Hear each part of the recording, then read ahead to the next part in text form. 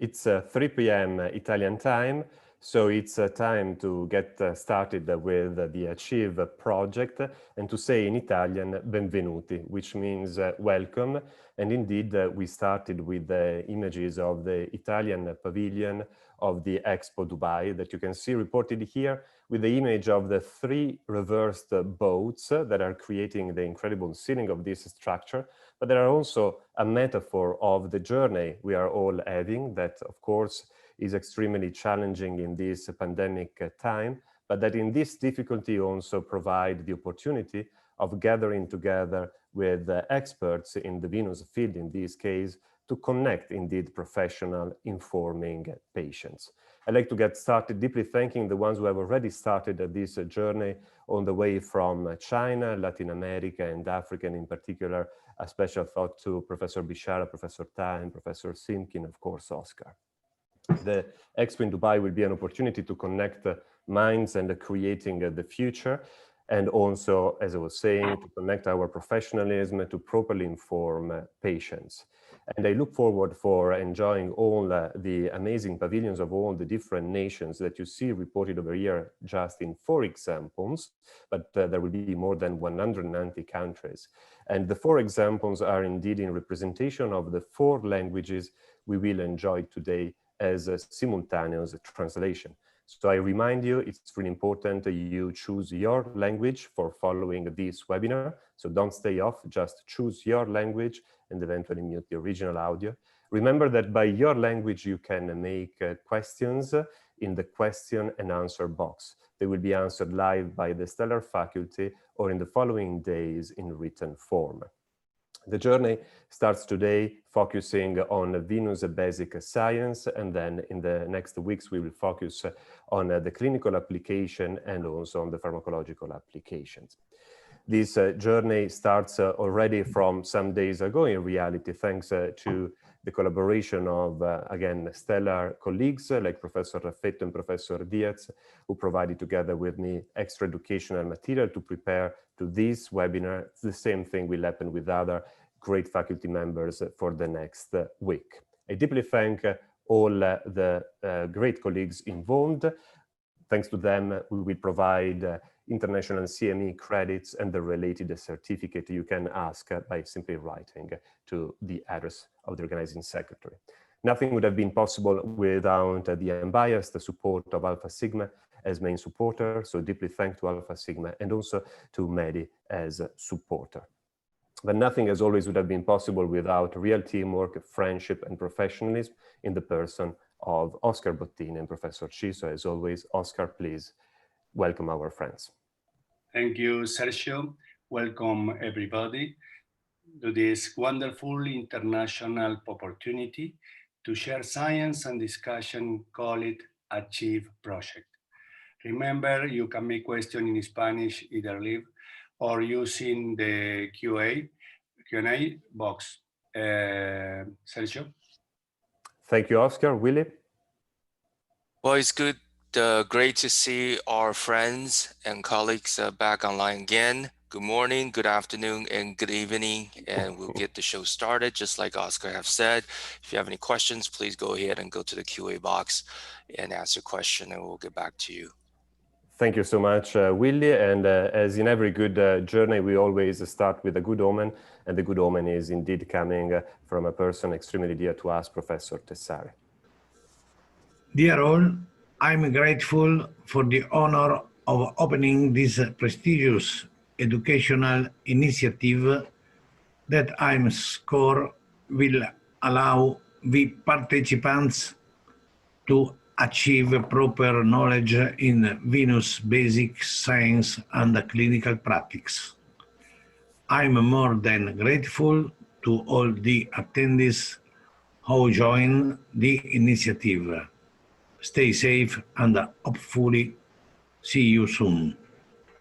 And since it's always a teamwork, we have also the good omen coming all the way from China in honor of the Bewin China project we are running with Professor. Dear Professor Sergio, Professor Willie, Professor Oscar, dear the international VIN experts, on behalf of the Asian Venous Forum, and the Chinese Venous Society. I express warm congratulations on the opener of the International Achieve Project, which educates on the vision of advances in the comprehensive venous diseases by diving into evidence-based data, combining lab and clinical research for better patient management, and lecturing by world-renowned experts on the best clinical practice and future investigation on venous program. I hope more Asian vein physicians will actively join this project, which will set up a platform for the Asian, European, and American vein experts to exchange the information, idea, novel techniques on the vein diseases. I appreciate Professor Sergio, Professor William, and Professor Oscar's extraordinary work contributing to this project, and wish a fruitful and successful outcome. Thank you very much. And we thank Professor Wang and all the Chinese colleagues. And now we are ready to get started with the journey from evidence-based science to best clinical practice and evidence-based practice, of course. And as always, it's a tradition of the Win Foundation to start huge with our Cristoforo Colombo in this navigation. So it's my deep honor and pleasure to introduce Professor Fidoluri. Again, no needs of introduction, heads of the Jobs Vascular Institute, leader of the American Venous Forum, but as we all know, also a true gentleman. So Fidor, the mic is for you to talk about venous hemodynamic and the pathophysiology correlations. Thank you very much, Sergio, and thank you very much for all of you to be here at this very interesting meeting. My task is, I think I start sharing the screen for some reason. Yes, I have it's perfect. Just go full mode, full presentation. Right. Oh, yeah. Okay. Yes. A little bit delay. I apologize. Perfect. To connect venous hemodynamic and pathophysiology. And as I was preparing this talk, I noticed that the subtitle of the meeting is The Road to Dubai. So if I start in the beautiful city of Toledo and go to the more beautiful city of Dubai, I have to cross an ocean, which is full of different currents resembling arteries and veins. But the science makes sense of these currents as they are part of one, although very complex ecosystem, which brings me to the topic of my talk. The idea that hemodynamics is the key to the chronic venous disease was quite popular in the 20th century. The attractiveness of this concept is its simplicity. You fix hemodynamic and you can cure the disease. But the reality is different. As biological creatures, humans and their diseases are rooted in biological process. The hemodynamic abnormalities are a result, not the cause of the disease. They, however, also trigger some pathophysiological changes, which in turn maintain and stimulate the disease processes. The knowledge of these biological effects of hemodynamic abnormalities, although doesn't lead to disease cure, can help to alleviate symptoms and slow down its progression. There are only two distinct hemodynamic abnormalities in chronic venous disease, reflux and obstruction, but their biological effects are numerous and impossible to discuss in 10 minutes talk. So I will focus just on a few of them. This beautiful illustration from the late John Bergen's paper summarizes very well-known mechanisms of inflammation that are caused by reflux. Less known is the connection between reflux and thrombosis. Even in the normal valve, the blood forms isolated vortices. They persist for a relatively short time of inactivity.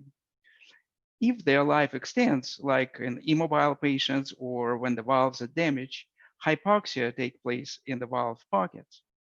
Following sequence of biological reaction eventually can lead to formation of a thrombus. Interestingly, thrombi occur in specific places, rarely involving the valves and valve leaflets. Here's the explanation. Biologically, the valve leaflets are very different from venous wall, with much more numerous antithrombotic mechanisms built in. They are, however, properties of the normal valve. The abnormal valve affected by disease changes the flow dynamic of the passing blood flow. Numerical simulation show not only disruption of the valve cycle, but significant change in the downstream flow, causing platelet activation in the areas of high shear rate and contributing to initiation of thrombosis. Age-related fibrotic changes and resulting activities of inflammatory and prothrombotic mechanisms has been well studied in aortic valve. It is quite likely that venous valves undergo similar changes. Reflux can initiate thrombosis by activation of a completely different mechanisms. And you can see the reflux flow is frequently asymmetrical, directed towards the vessel wall.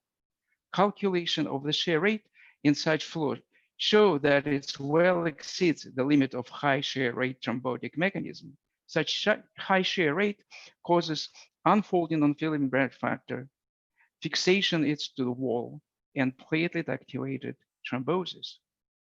This multiple prothrombotic mechanisms of disease damage valve explain our observation of strong association between the presence of primary venous reflux and the risk of deep vein thrombosis. Thrombosis is also a leading mechanism among pathophysiological sequelae of venous obstruction. In arterial system, stenosis does not manifest itself clinically until reaches a critical value, which is somewhere between 60 and 70%. The reasons are related to peripheral vasodilation, which increases the pressure gradient across the stenosis and decreases peripheral resistance, maintaining the flow rate. Both of those mechanisms are possible because the upstream pressure remains unchanged. In venous system, the constant pressure is downstream from the obstruction. And the compensatory mechanism is collateralization, which in fact doesn't significantly change the resistance. In normal veins, the presence of resistance can be compensated by energy-saving helical flow, which is created by each of the individual valves, by orientation of paired valves, and by the angle of the tributaries, as you can see on this slide. Incompetent valves do not maintain this flow pattern, making a combination of reflux and obstruction the most severe hemodynamic abnormalities. Of course, other mechanisms can compensate for increased resistance.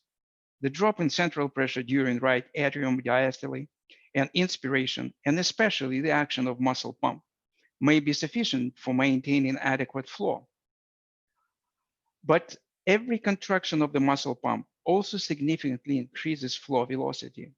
In fact, the venous outflow from lower extremities parallels the cardiac output.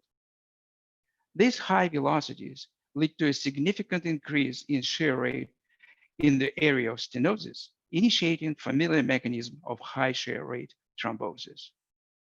There is a complex system of mostly systemic pathological changes in venous wall, valve, and lumen. One of the end results is a change in the blood flow, which in turn amplifies the core pathophysiological processes in the disease, such as inflammation, thrombosis, and tissue remodeling. It is important to disrupt this pathological cycle. Just remember that it's not a cure and the disease will continue. Thank you very much for your attention. Congratulations for, as always, a truly brilliant lecture. Now, let me just start our word round on the way to Mexico with Professor González Ochoa and his question for Professor Luri. Alejandro? Thank you. Always enjoy your talks, Professor Luri. My question is regarding the diagnosis that we use from the patient from venous disease. Ultrasound has been a very helpful tool, but are we being limited for using only ultrasound to complement the complete diagnosis of our patients? Other studies like plethysmography are not mainstream and sometimes are limited to university hospitals and stuff. And what can we do to be more, use other tools for diagnosis of these hemodynamic changes? This is an outstanding question. I completely agree with you. The ultrasound gives very valuable information, but very limited. First of all, it limits our information to a specific segment of the vein, not the complete system. Second, it was done in the stationary position of the patient, whichever position it is. So it doesn't reflect the true physiology. What we really need to have, in addition to that, the test that can look at global hemodynamic changes in the vein, and plethysmography is one of those. But we also need to have a test that will be done in a real life situation, like ambulating patient. We really don't have those tests right now, but those that we really need to address the fundamental physiology of the venous system. Thank you for the question. It's really a key question, I think. Thank you so much, Professor Gonzalez and Fedor. Now, I'd like to introduce the next continental representative, but it will be Professor Bottini doing that, and I will take this chance just to deeply thank this person for all she is doing. Thank you, Sergio. It's sorry. Yeah, please. In English, sorry. Too many languages. It's my pleasure to introduce the best from Costa Rica, Dr. Lorena Grillo. She's a very close and committee colleague, president of Levolatan. Lorena, go ahead. Thank you. It's a great presentation, Dr. Lurie. Amazing ways how you can synthesize such a dense topic. My question is basically regarding the hemodynamics and with the pathophysiology in the vascular system. This is very important that even though we have the same vascular system, there's such a great difference between arterial pathophysiology and venous pathophysiology. What would you say is like the basic or most important aspect that make this so different? And what are like the endothelial remodeling aspect that we can see in veins that we don't see in arteries?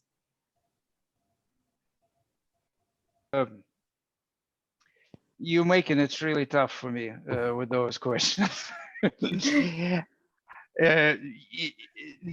First of all, I completely agree with you that venous system is very different hemodynamically and physiologically from the arterial system. I think that you're asking me for key. It's very difficult to identify one for the simple reason. Most of the physiology, endothelium physiology, and venous or vessel wall physiology that we know came from the study of arterial system. We really don't have a lot of information about veins, just very basic information.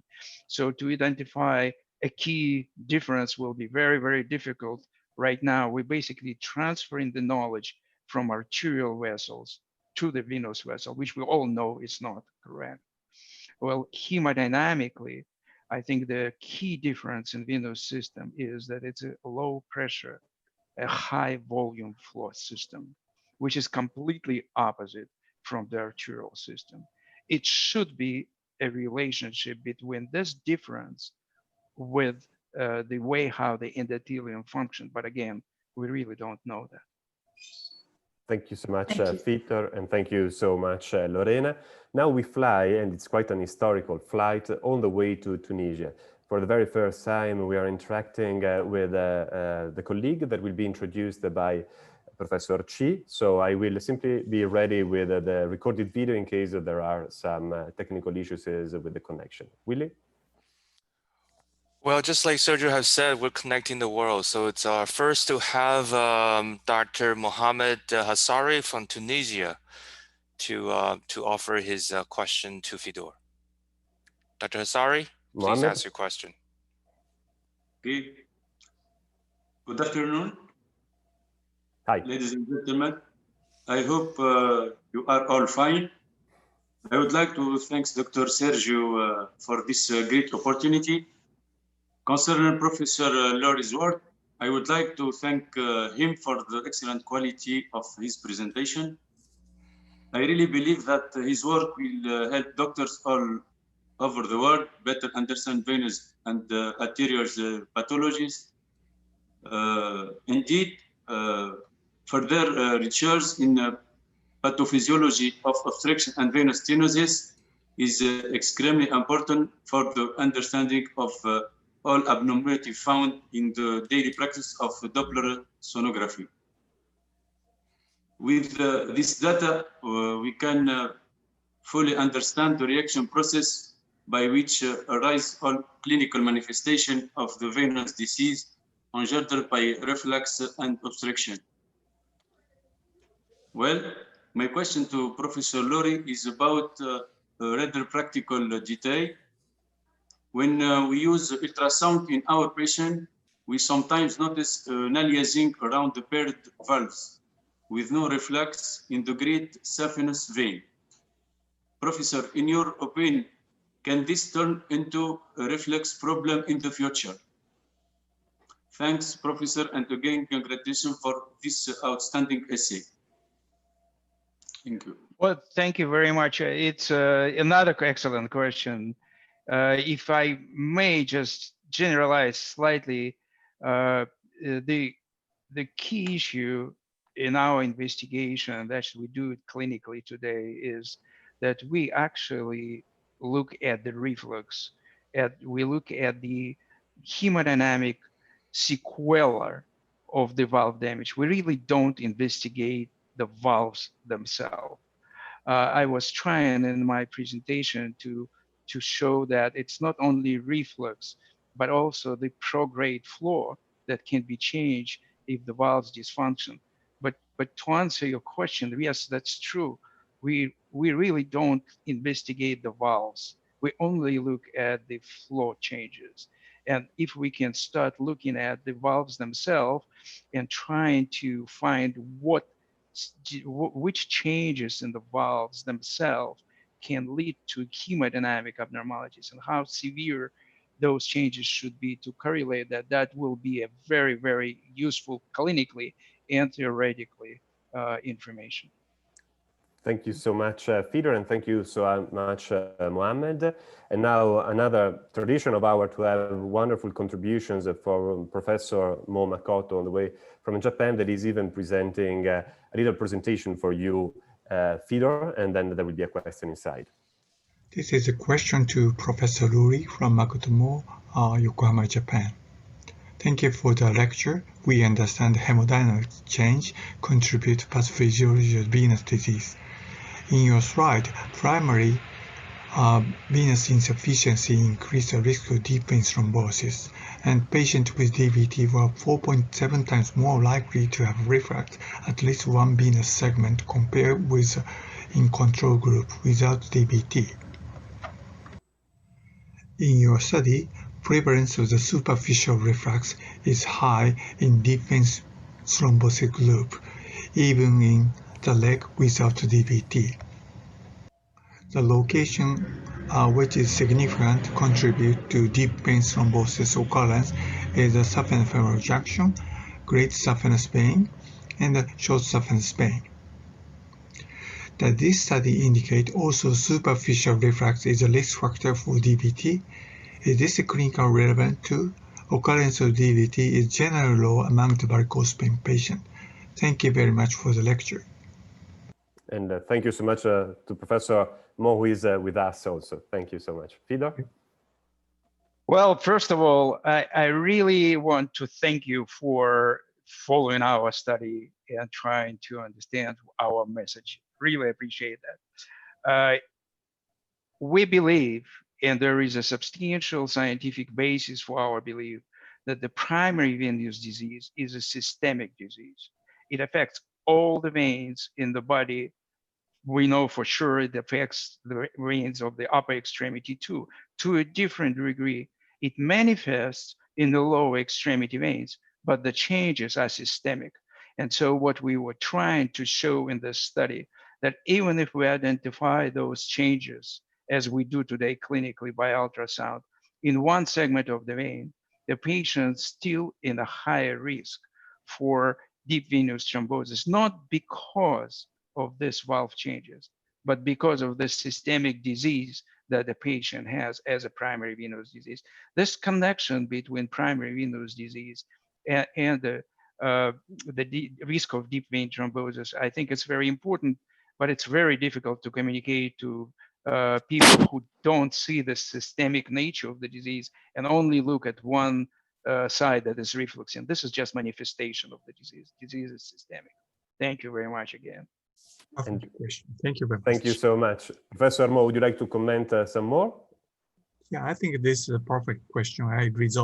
I totally understand, and it might be we have to investigate on the primary venous reflux should be a systemic disease, but we have to get the evidence for that. Yeah, thank you very much. Thank you so much, and thank you so much to all the continental experts involved in this round. Fidor, we have questions from the audience now, so the last 3 minutes for you.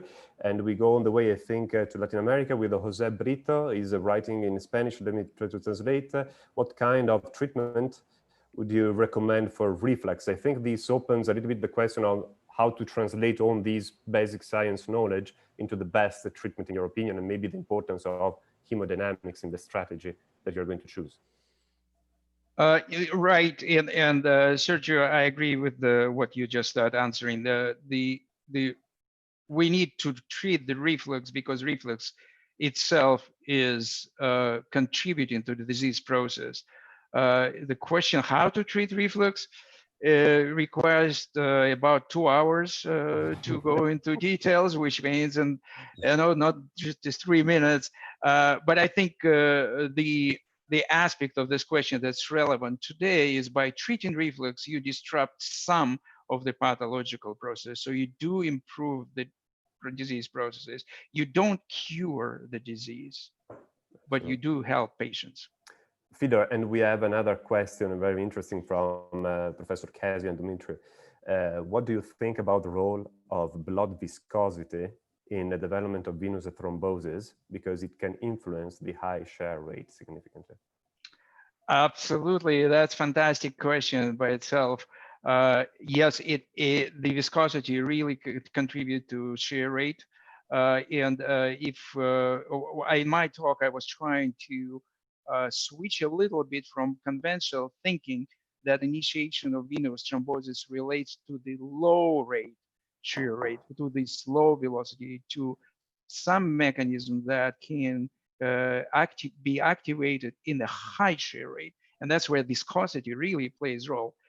We really don't have any information, any studies that show this relationship in venous thrombosis. We do have those studies in arterial again, but it will be very interesting to see if anybody can contribute by looking at the viscosities and venous thrombosis in this patient. Thank you. Peter, deeply thank to you from all of us, as always brilliant, and thank you as always for the kickoff at the start of the initiative. Thank you so much. Thank you very much.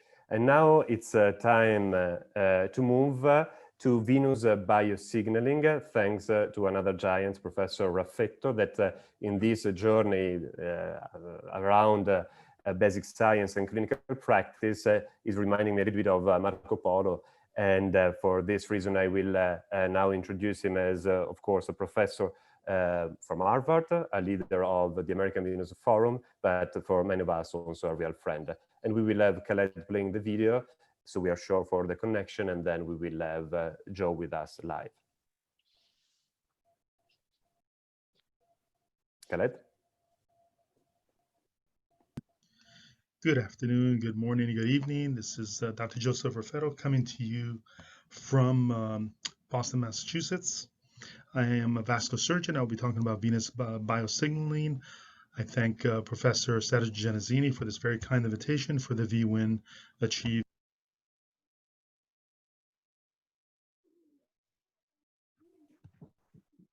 We are losing audio, Khaled. Khaled?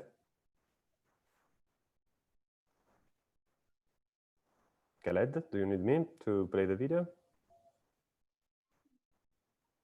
cells also express a number of adhesion regulator of vascular tone. The endothelial cell importantly senses changes in shear stress. This is mainly through the glycocalyx, which we'll talk about in a second, and also the mechanical stretch. The endothelial cells also express a number of adhesion molecule. One of the more important ones is intercellular adhesion molecule, ICAM1. Also the TRPVs, which are the transient receptor potential vanilloid channels. At least 4 types are known, as well as the selectins such as E-selectin and the integrins. And of course, the glycocalyx is a critical component that senses much of this mechanical force and transduces it into a biosignal. There's glycoproteins, glycosaminoglycans, and proteoglycans, which all make up the glycocalyx. Khaled, I think you have a technical problem whenever there is a slide sharing. So if you stop doing that, I will have the video ready if you have some troubles there. So please stop playing. I will share from my side. Wait a second. Please confirm you can hear this. Good afternoon, good morning, good evening. This is Dr. Joseph Raffetto coming to you from Boston, Massachusetts. I am a vascular surgeon. I'll be talking about venous biosignaling. I thank Professor Sergio Genesini for this very kind invitation for the VWIN Achieve initiative. I have nothing to disclose, no conflicts of interest. Well, the endothelial cell is a critical component to the biosignaling in the venous system. It is a regulator of vascular tone. The endothelial cell importantly senses changes in shear stress. This is mainly through the glycocalyx, which we'll talk about in a second, and also the mechanical stretch. The endothelial cells also express a number of adhesion molecule. One of the more important ones is intercellular adhesion molecule, ICAM1. Also the TRPVs, which are the transient receptor potential vanilloid channels. At least 4 types are known, as well as the selectins such as E-selectin and the integrins. And of course, the glycocalyx is a critical component that senses much of this mechanical force and transduces it into a biosignal. There's glycoproteins, glycosaminoglycans, and proteoglycans, which all make up the glycocalyx. Well, in order to understand the sensing and the biosignaling, one has to talk about shear stress. And engineering shear stress is a force applied coplanar with a material cross-sectional section. And it's represented by tau, which is a force over unit area. In vessel biology, there's wall shear stress, which is also tau of the wall, and it's actually proportional to the blood flow and inversely proportional to the radius to the 3rd power. So if you think of a varicose vein that actually is large with diameter, has increased diameter, and when we see an ultrasound sometimes where the blood flow is actually stagnant, the flow is very diminished so that the shear stress has decreased significantly. Or a vein that's varicose compensates by becoming a larger diameter, and that also decreases the shear stress. Well, this has significant implications. We've learned much of this from arterial biology, but certainly some of it also applies to venous biology. And importantly is that the endothelium is injured. There's these areas where there's low shear stress and you have reduction in nitric oxide synthetase. There's actually increase in reactive oxygen species and nitrogen species, as well as leukocyte adhesion. And then you also have lipoprotein permeability, as well as inflammation in the leukocytes and the endothelial cells combine, and there's an inflammatory response, which then can cause some of the effects that we see clinically, such as venous leg ulcers, varicose veins, and also the skin changes. More importantly, there's several receptors that you should be aware of. The most studied is the intercellular adhesion molecule 1. This is very important in initiating inflammation in the venous wall. It's overexpressed in chronic venous disease. It's actually been studied in a number of papers demonstrating its overexpression in varicose veins and in skin changes from biopsies of veins.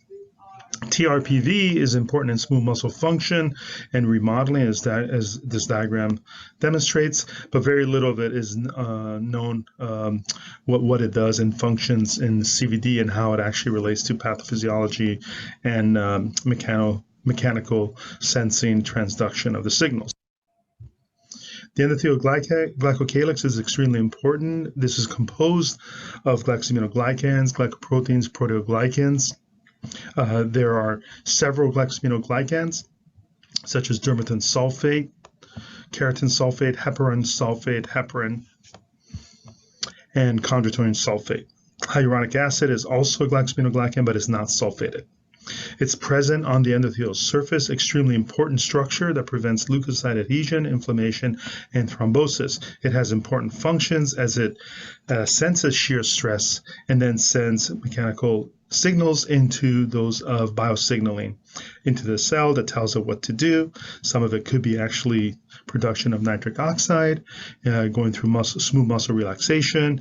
It could be the production of increase of calcium, which then increases prostaglandin I2, which can also lead to smooth muscle relaxation, and also can crosstalk with other cells. The signaling platform is quite complex. This diagram represents the shear stresses that occur in the luminal side of the vessel. And then you have the glycocalyx, where you have the different glycosaminoglycans. The most common ones are heparin sulfate, chondroitin sulfate, and hyaluronic acid. And importantly is that you have several molecules. This is one of them, the sphingosine 1-phosphate, which sends a number of signals which are extremely important to the signaling of syndecan 1 through 4. This is one of the key regulators of also the glycocalyx, maintaining its stability and also leading to the production and synthesis of the glycosaminoglycans. Glypican is the only one that's it's a GPI anchored protein that actually sends also signals, and it's important in its function to nitric oxide and forming a barrier, and also important in a number of other functions that are related to functions of the cell, as well as the syndicans with migration, adhesion, proliferation, and cell survival, as well as angiogenesis. There's a couple of interesting studies. This is one of them that looked at leukocytes in response to fluid shear stress, and this shear stress was 1 time per centimeters on monocytes. And what happens is they retract their pseudopod. When you have increase in shear stress, the cell goes from a flat shape to that of a round shape, and it ceased migrating. In the rat mesentery model of shear stress, there's occlusion of the mesentery, which means low shear leads to leukocyte pseudopod formation and endothelial attachment. But when you restore the flow, where you turn the shear now, this leads to leukocyte pseudopod retraction, cell rolling and detachment from the endothelium, and you do not have that interaction with the endothelium anymore, where you could actually have inflammation. So shear stress is extremely important in both allowing the leukocytes to flow freely, but also if there's low shear stress, it can cause activation through adhesion molecules such as ICAM1 or selectins. And then you have the interaction between the leukocytes and the endothelium.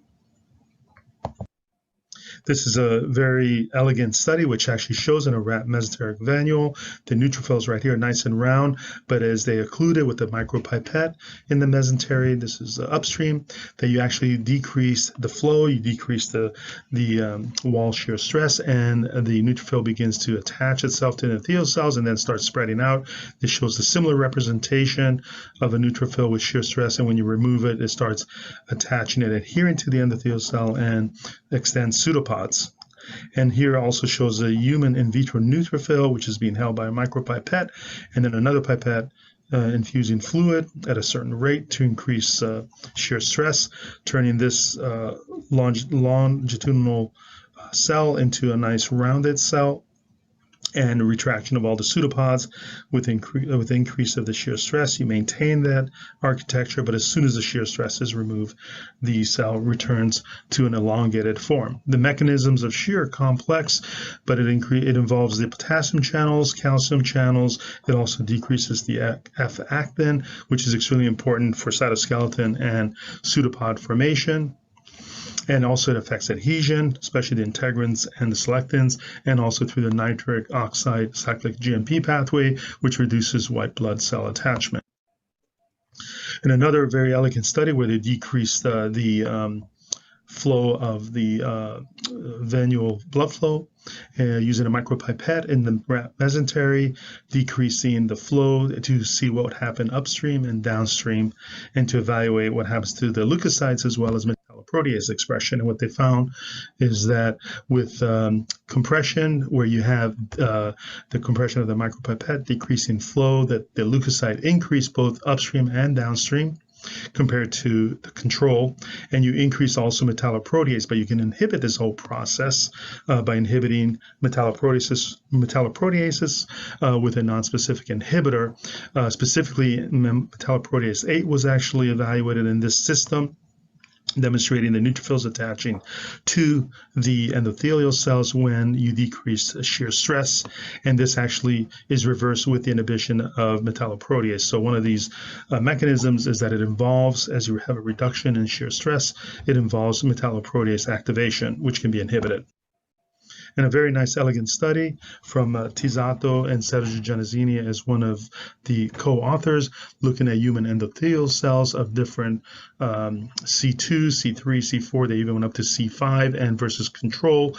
And basically what they showed is that as you decrease shear stress, which I'm implying that this is what's happening, and there's increased inflammation, although they did not measure shear stress, what they did demonstrate is that you have now these red blood cells and plaques that are attaching to the endothelial cells as you increase the C category from varicose veins to skin changes. And importantly, also, you get microvilli that are starting to form, and you have discontinuation of the endothelium as you increase from control to C4.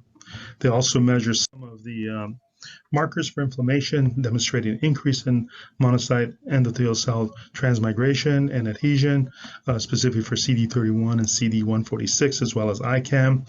And this is all well known to promote the leukocyte and endothelial inflammatory responses when this gets activated. So in conclusion, the glycocalyx has a regulatory function in providing mechanical transduction, anti-inflammatory, antithrombosis. The glycocalyx signaling through glypican and synacan are extremely important, as well as sphingosine 1-phosphate is a key regulator of cell function and glycocalyx integrity. The low shear stress leads to activation of leukocytes, endothelial cells, and adhesion molecules. Models of shear stress and clinical data demonstrate this, but further research is required to understand pathways as well as targeted treatments. Thank you very much. Look forward to our discussion. And thank you so much to Professor Raffetto. Of course, we had some troubles with the signaling in this biosignaling talk, so let's try to go back in time to our continental experts representative. And we start all the way from India with our dear friend, Professor Shoaib Padaria, who needs no introduction. Shoaib, the mic is yours. Maybe you have to unmute yourself. Did we lose him? While we are waiting, Khaled, for catching up with Shoaib, if there are some technical issues, I will play the question of Professor Martin Bo, even if I maybe saw her here. So Pauline, would you like to make your comment live? Are you with us? Maybe she is having technical issues as well. So we will go on with the video of Pauline. Congratulations, Dr. Raffetto, for such a detailed explanation of endothelial dysfunction and mechanotransduction. I have two questions for you. The first one is, by understanding of the effects of disturbed flow or shear stress on the venous endothelial cell signaling. Can you hear it, or do we have troubles with the connection? Khaled? I can hear that. Can you hear it? Yes. Yes, okay. Can this alone contribute to stop the progression from C2 to C6? Should we also take in consideration the gene expression? And my other question is, can this lead within the next 5 years to the discovery of new treatment strategies to protect or decrease the degradation of endothelial glycocalyx and endothelial dysfunction, even if this seems to create a vicious circle? Thank you very much, Sergio, Oscar, and Willie, for inviting me to participate in such an exceptional webinar. And we deeply thank you, Pauline, and we deeply thank, of course, our keynote speaker, Professor Raffetto. Joe, thank you for joining us. If you You're want welcome. to answer. Yes, I would love to answer. Thank you, Sergio. Can you see me, or am Yes, I? all is perfect.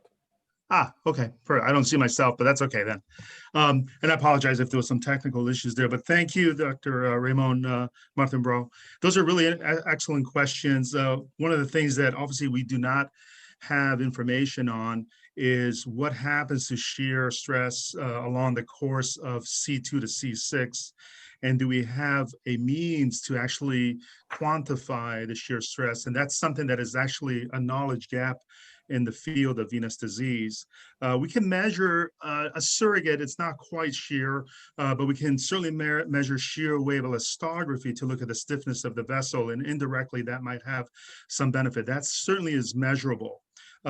Certainly the gene expression, we would probably consider that it probably is related to shear stress, including the glycocalyx. There may be predisposition to genetics and polymorphism to the different expression of the glycocalyx, and predisposition obviously to venous disease. And that's something, again, that is not well studied. We don't have much information on that, but certainly other avenues that can be looked at. As far as the treatment strategy, certainly for endothelial glycocalyx, what we need there is, certainly some drugs. We know that there's a number of venotonics that are available. We do have several glycosaminoglycans that are commercially available. Certainly that's available also, like silodexide is one of them. And what we don't know is if we do provide these drugs, we can only go usually by clinical symptomatology to assess if the patient feels better, but we don't have a way to quantify obviously what's happening with shear and also what's happening with the glycocalyx, actually having biomolecules that we can measure that actually represent the sort of synthesis of that glycocalyx. You can measure a heparinase, which is an enzyme that will break down the glycocalyx, and that's an indirect measure of glycocalyx, if you will, synthesis. But we need more information there. But I thank you for those excellent questions. Sergio? Thank you so much, Pauline, and thank you so much, Professor Raffetto. I see that Professor Padaria still has some technical issues he wrote in the chat. So since he's not here, Joe, I will make the question for him. He just sent me the text, okay? So he's saying, thank you for your wonderful presentation about the multiple and complex mechanisms and molecules as regard shear stress and inflammation. As a clinician and interventionist, I would like to ask you how this particular aspect of your presentation can be translated to a clinical application in our daily practice. So how you see the biosignaling coming into our everyday practice? Yeah, and that's obviously a great question. We don't have the treatments completely worked out, because what's interesting is as you study biosignaling, it obviously gives us insight into pathophysiology, and it's definitely different from C2 to C6 disease. There's certainly a lot more pathways that are being activated, and then we only have sort of like, it's a puzzle. You have to look at it as a puzzle where we have to put together the information that we have at hand, but also we know that there's a lot of unknowns. And that's where it becomes very challenging, but also becomes very exciting for further research. Now, to answer your question directly, I mean, we know that there's medications and drugs that can be utilized in patients. And I mentioned some of the venotonics, as you're very familiar with, the flavonoids that can be used, or the saponicides that can be used, pentoxifylline too. But they don't work in everybody. And that's one of the things that we really need to understand a little bit better. But it really comes down to identifying certain targets that can be intervened on. And I think one of the problems is we do have, I think, very good surgical and endovascular means to correct the disease. But as Dr. Lurie very well explained, that this is a disease that you really don't cure, that it can recur. And that's one of the functions, is that we don't know enough about the pathophysiology where we can actually inhibit the process and then actually prevent the progression, which is really critical from somebody who's going from C2 to C4 to C6. We know from epidemiologic studies that certainly can happen, and the disease rate of progression from Edinburgh vein studies about 4% per year. But certainly we need a little bit more information. I thank you for that question, and I could keep going, but I'll stop there. Yeah, that was my signal changing the slide. Thank you so much. Thank you. Because I know you could teach us for like weeks. And now we will fly all the way to Brazil. I will not introduce him. I will just make a virtual toast to him, and it will be Professor Chi introducing the next person. Yeah, next we have a very close friend to many of us, including the Wing Foundation, from the Brazilian Society of Vascular Surgery, Fabricio Santiago. Fabricio, please ask your question to Everybody, Joe. good morning, good evening, good afternoon. As usually, outstanding presentation, Professor Raffedo. And I'd like to ask you, do you think that are there any differences between different SEEP classes? And I would like to address a specific question to C1 class once we have a huge cross-sectional area of telangiectasias, reticular veins, in the expression of these biosignaling and shear stress, especially because we have usually C1 patients with a lot of symptoms, even worse than C3 or C4 patients. Thank you for that question, Professor Santiago. Very interesting question, obviously. And, really, I have to refer back to the Tizzato paper where they actually studied the different they went from C controls, which is C0, no symptoms though, to C2, C3, C4. They even know up to C5, but the data really, they only demonstrated for up to C4. And what's evident is that there's clearly, what I really was impressed by that paper, and I think is probably one of the clear messages, is really the discontinuation of the endothelium, the destruction of the endothelium as you increase the C class. There's a couple of other papers, and I forget the primary author, please forgive me, but they've shown that there's different metalloprotease expression across the SEEP spectrum. It was a very elegant paper that actually studied just about every metalloprotease and the TIMPs, and they clearly define there's different temporal events of metalloproteases. So, as far as C1, that's one of the things. Do we really take out C1 specimens and study them? No. That's one of the main limitations. We take out varicose veins and we can infer from some of the data that we get from varicose veins like C2 that maybe some of the same changes are occurring in C1. But certainly most C1 is treated, as you well know, with foam and sclerosants, and that's pretty much what we do. Some of it is even treated just with compression, which probably is less efficacious, but we don't have really specimen data that I can even find in the literature. I don't think of anybody. There is some indirect evidence from some of the photo imaging that might be of some benefit. There's some fluorescent studies, and I think University of Pittsburgh was doing some that was looking at these early stages of venous disease. There's a couple other papers that looked at some of the changes that occur with coiling or something of the varicosities that are in the C1 telangiectasias. But certainly we need a little bit more information on that. But thank you for that question. Thank you. And thank you so much, Professor Santiago. And now it's my deep honor and pleasure to introduce a giant from Russia, our friend, Professor Eugene Shaidakov. And we look forward, of course, for being in Russia also next week for the St. Petersburg Venus Forum meeting. Eugene, are you with us? Yeah. Good evening, dear friends and dear colleagues. Thank you very much, Joseph, for fantastic presentation. It's very important for me. Personally, I have been trying to understand the function of glycocalyx of at least last 10 years. Glycocalyx is a well-known layer of micromolecule attached to endothelial cells membrane. It has multiple important functions. It's a transport mesh of the different molecules and has anticoagulant properties. And it is an important component of cell-cell interaction at the surface of endothelium.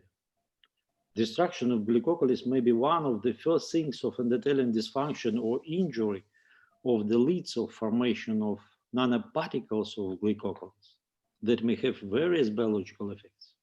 Dear Joseph, one short question.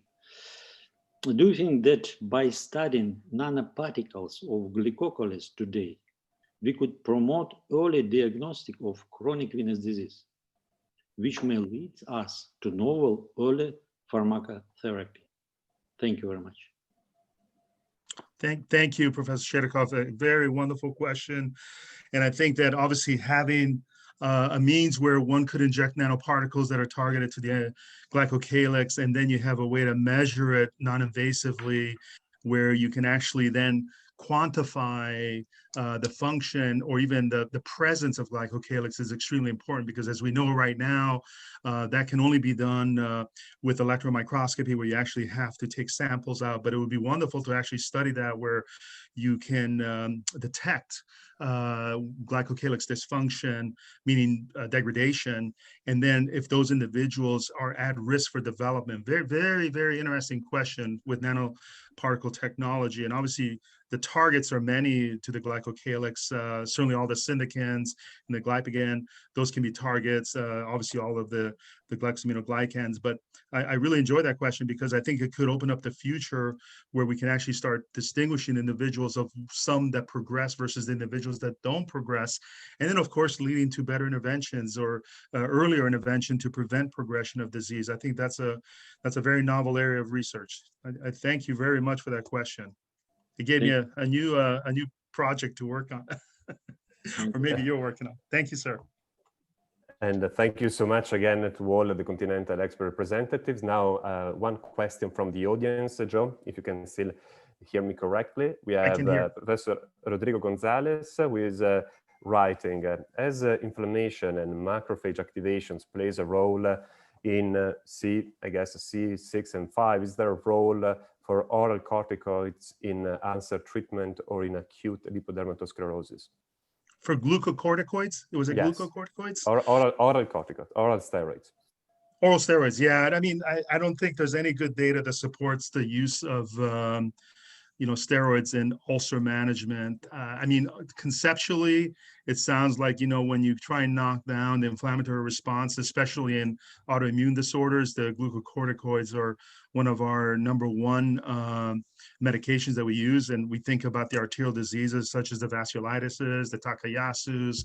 But in venous disease, it's I don't know if that is actually the answer. I don't know of any randomized trials that have actually looked at the different glucocorticoids in the higher C5 and C6. It certainly is in none of the guidelines that I've seen, including both topical steroids, but especially systemic steroids. I think that one has to be very cautious. I certainly would not recommend that right now as a clinical treatment. I think I'd be very cautious with that. Interesting, but I think it would not be something of benefit in those individuals. But again, without randomized trials, it would be hard to really know. But I certainly would not, I don't know of any trials of that, but I would not recommend it either. But thank you for the question. Thank you so much, Professor Affetto, and thank you so much for being with us on a busy clinical day. And thank you so much to all the Continental expert representative. And of course, all the questions that are in the question and answer box will be answered in written form. So feel free to keep on writing them there. Thank you, Sergio. Thank you so much once again. We move toward the third and last part of this educational initiative. And since we had with us Cristoforo Colombo and Marco Polo, now it's time for Indiana Jones, our Professor Jose Diaz, because indeed he's a very atypical researcher, not only because he's a top-notch researcher, but also because he's a top clinician. So it's my pleasure to introduce from the Vanderbilt University, a leader of the American Venous Forum. Congratulations also for being now associate editor of JVS Vascular Science, and a unique example for all of us. And he will be talking about endothelial changes during venous thrombosis. Jose? Thank you very much. I try to share my screen. Let me know if... Yes, it's working. Can you see the screen? All right, good. So it's entering now with a little bit of delay. Now it's good. Perfect. You can go. Thank you very much for the invitation to Sergio, Oscar, and Willie. It's a pleasure to be here today. As you can see, for the previous talk, we will have some apparently overlap. However, Dr. Rufero illustrated us on varicose veins. Dr. Fidel Luri talked about fluidity. I will talk more from the deep vein size, and I apologize because some of my slides overlap with Dr. Luri because some of the work is the work that we run together. Let me say first that I don't have any disclosure for this talk. If we review the current situation for deep vein thrombosis in the United States, we know that almost 1 million of people develop deep vein thrombosis for the first time, and all of them are under the right treatment. However, there is a mortality associated with that, and it's in the year approximately 30%. 50% of these, or almost 50% of the population, can be associated with risk factors, but there are a gap still with people or patients that cannot be associated with risk factors. And in that particular group, we have an increased percentage of recurrence over the time go up front. And then also this particular group is associated with post-thrombotic syndrome in a 20 to 50% of the cases.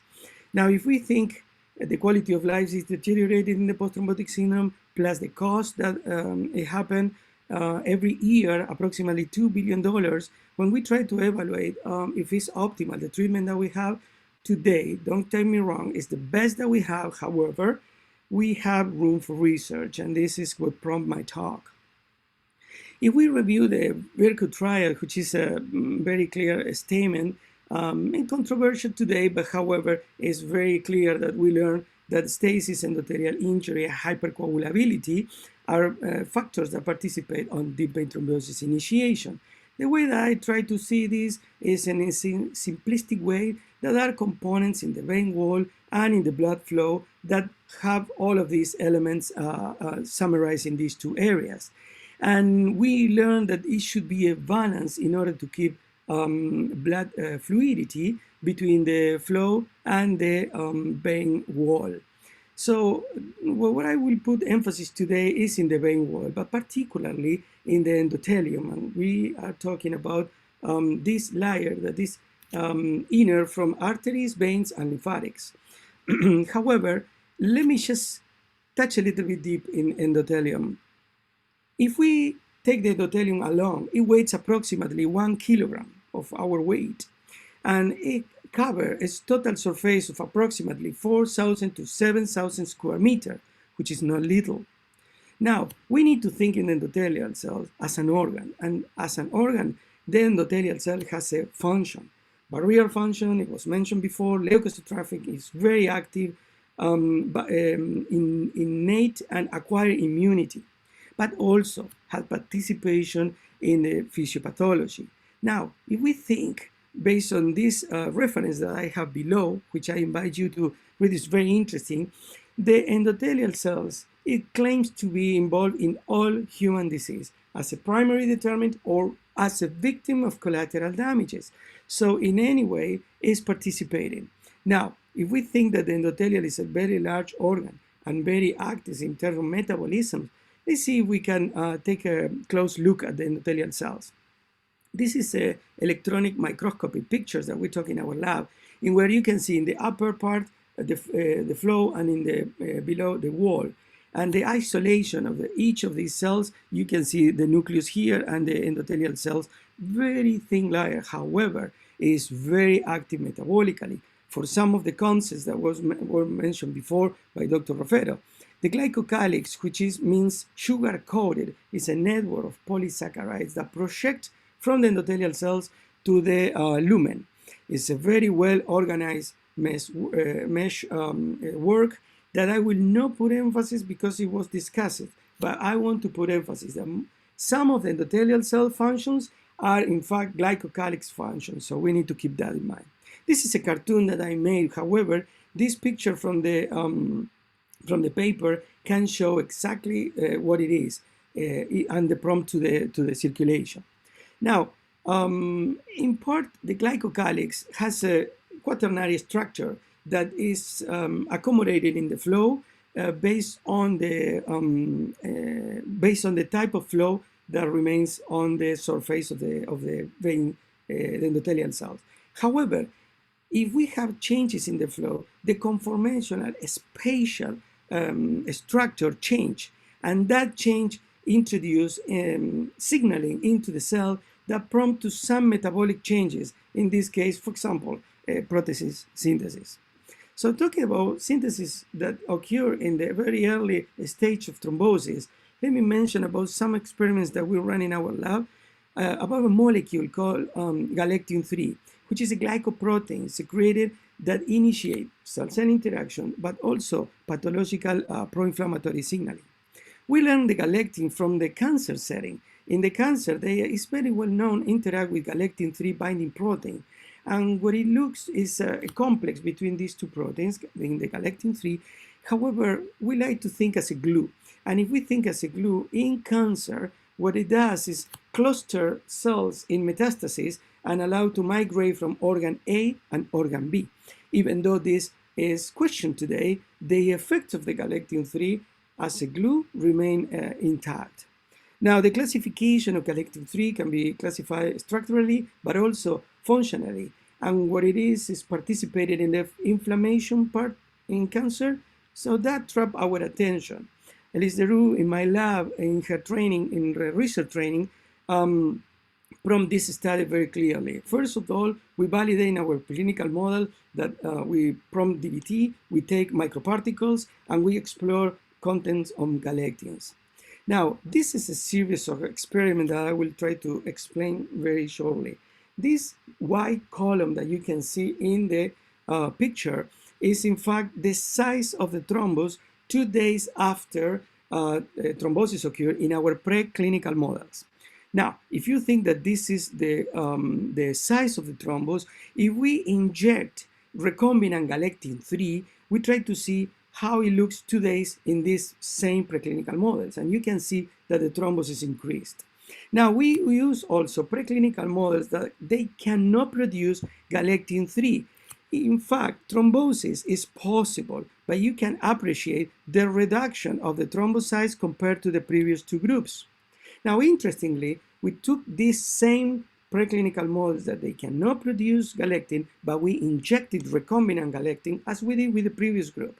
And what happened, interestingly, is that the phenotype is reconstituted and the sizes in match for the animals that can produce galectin-3. Now, this proved that galectin-3 has a participation on the DBT in these preclinical models.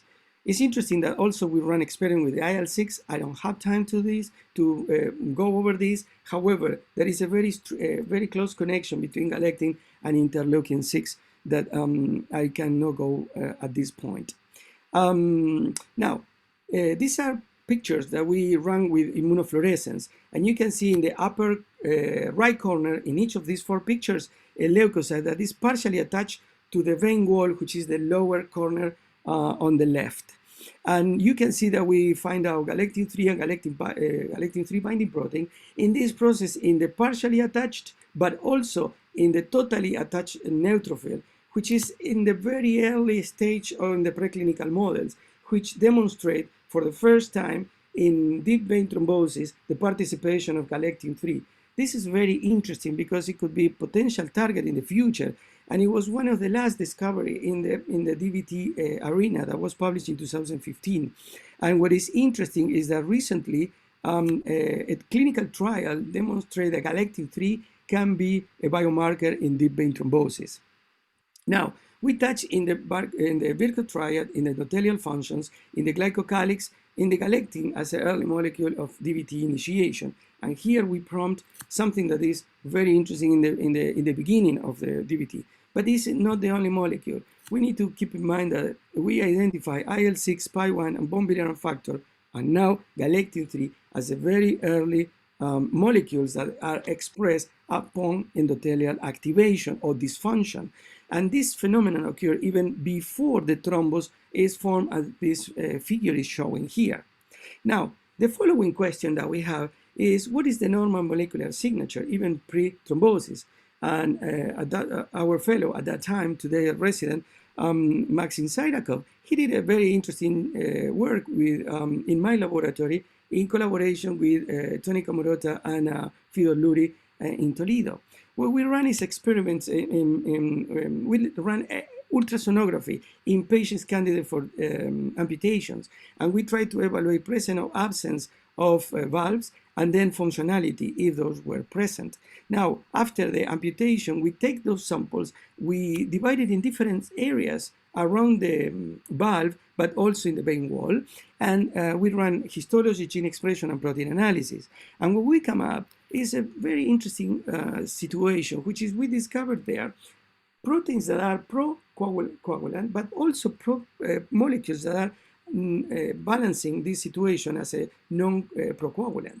So How they work, if it's amount, if it's functionality, we don't know. However, the mapping was created, and we hope this can help in the future as a signature for the DVT in a normal valve function. This is just a picture of protein C receptor, which is in green in the valve area, and you can see the distribution in the outside part of the valve.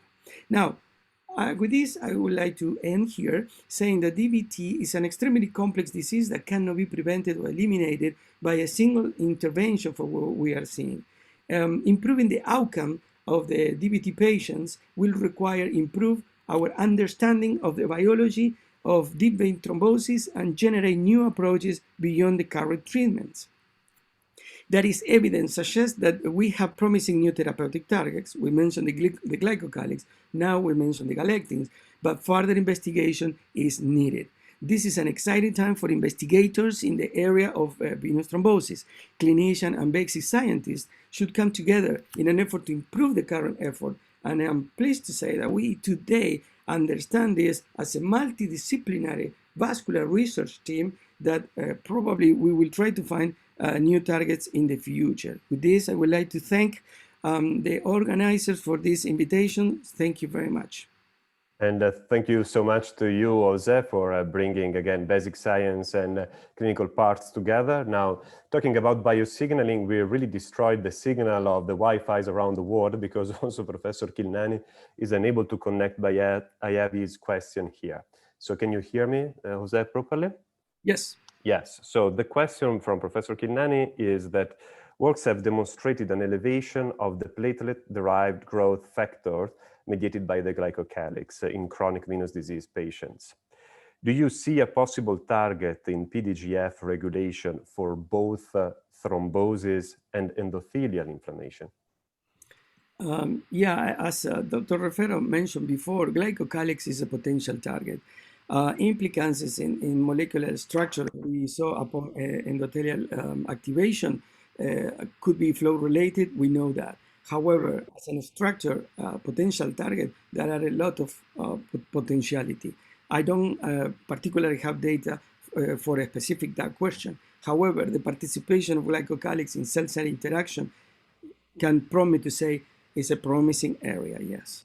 Thank you. And again, with biosignaling or Wi-Fi signaling issues from China, the question from Professor Lee is considering the work of Camerote on intermittent pneumatic compression and fibrinolysis and the related literature, what's your vision on graduated compression and inflammatory biomarkers? That is a very interesting question. And if you allow me, Sergio, I will mention that with Dr. Giannesini, we are working in a similar project. It's very interesting to think that compression can have effects biologically beyond our understanding today.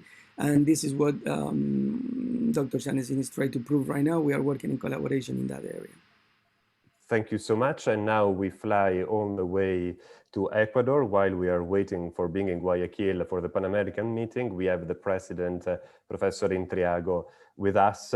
And thank you for being here in such a sunny day. We can enjoy the pool by your backport. So it's really appreciated that you are here talking about science rather than enjoying a sunny day. Ernesto?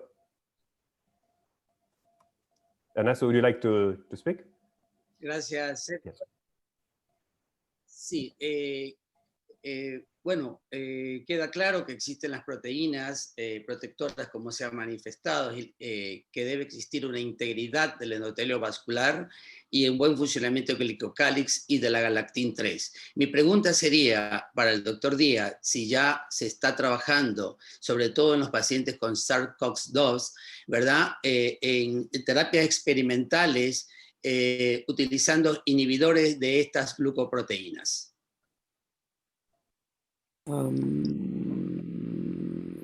So thank you very much for your question, and it's good to see you. Well, yes, there are molecules, inhibitors of galectin-3 that are right now in clinical trials that are not for deep vein thrombosis, but yes, for other areas. Chronic heart insufficiency, even Chagas, yeah, there are multiple clinical trials.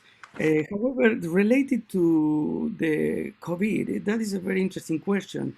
I would like to mention that with Dr. Joaquin de Aro, who from Madrid, he put together a very interesting study from in Spain today that he invited me to participate from here, and we are expecting to have results on that particular work on Galectin-3 and IL-6 also in the context of COVID. However, we don't have data today. So thank you very much for your question. It's very, very updated.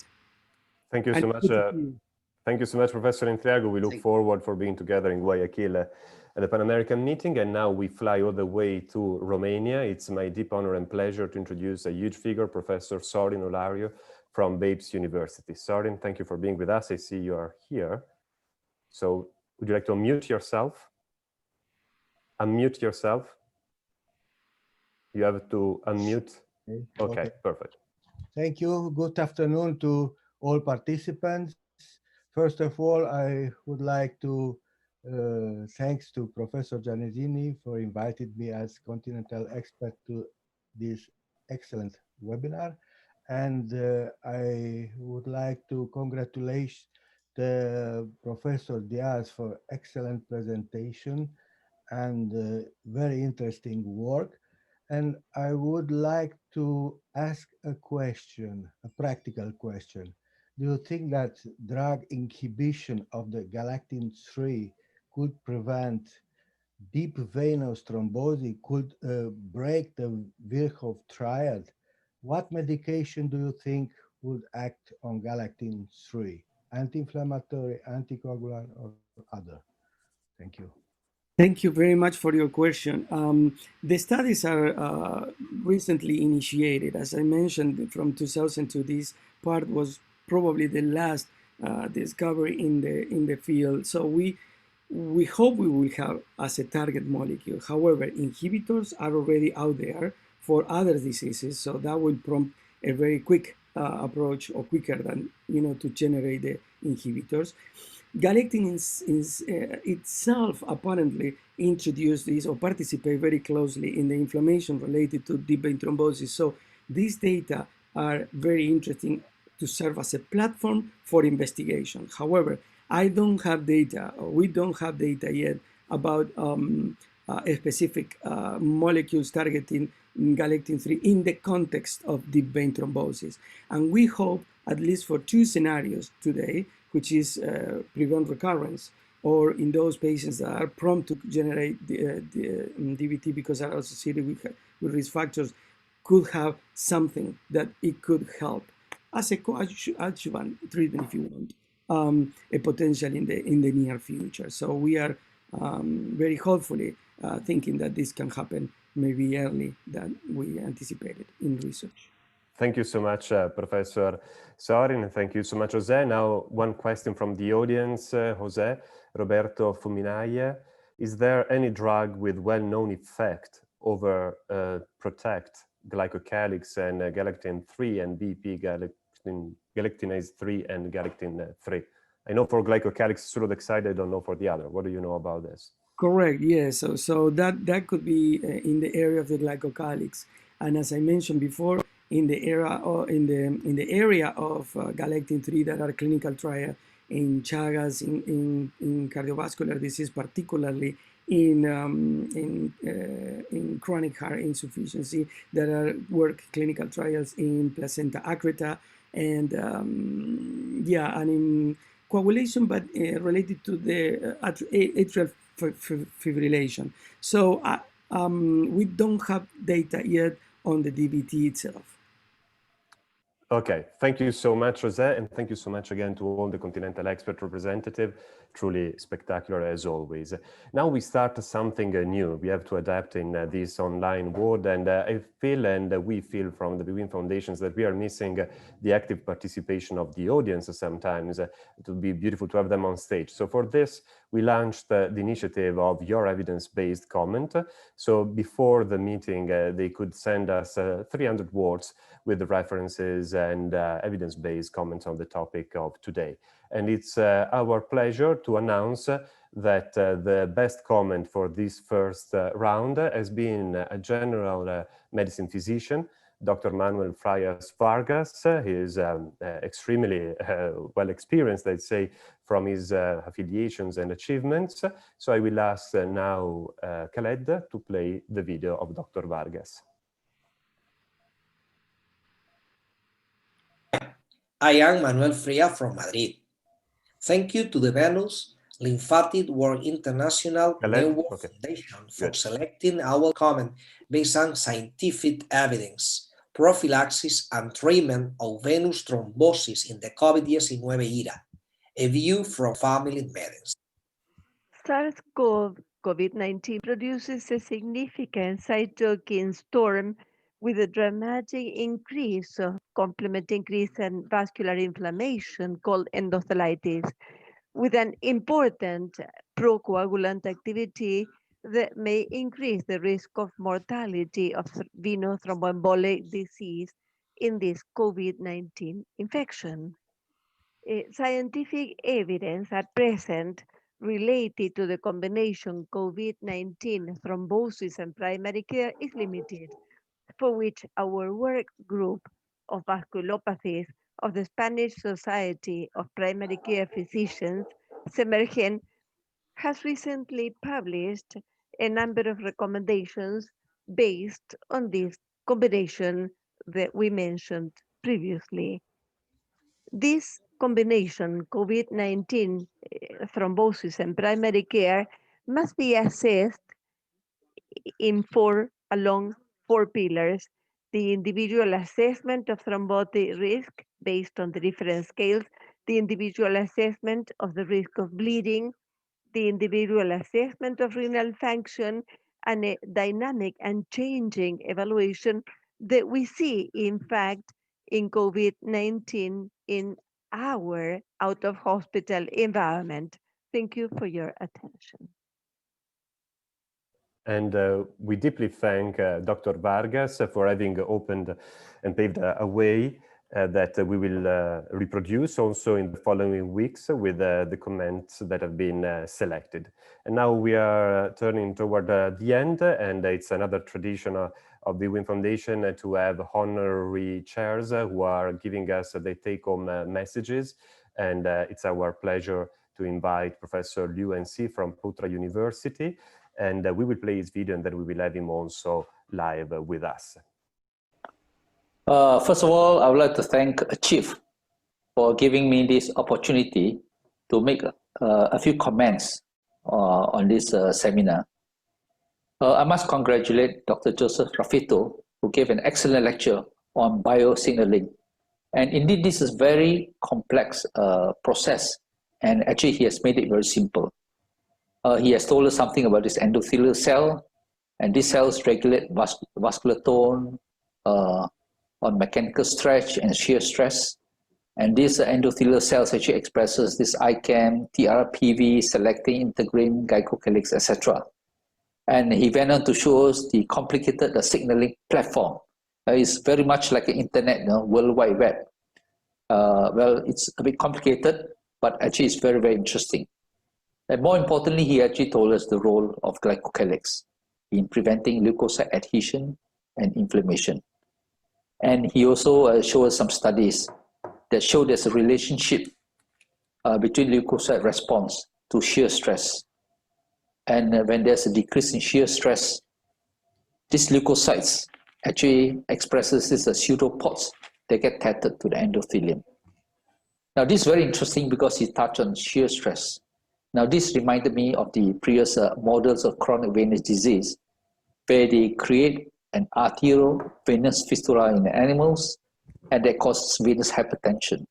So when you create arteriovenous fistula, I thought shear stress actually increase, it's not decrease.